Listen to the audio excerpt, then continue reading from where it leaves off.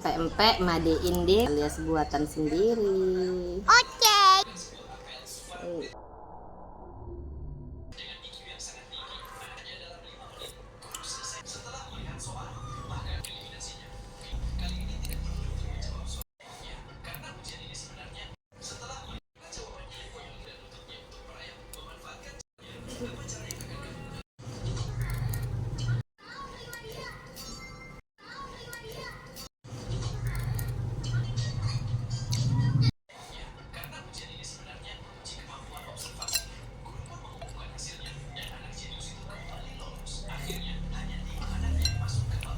Alhamdulillah wa syukurillah bisa mukbang empek-empek buatan saya sendiri. Nah, buat teman-teman di rumah bisa dicoba buat sendiri, mudah dan praktis. Selamat mencoba, weekend enjoy.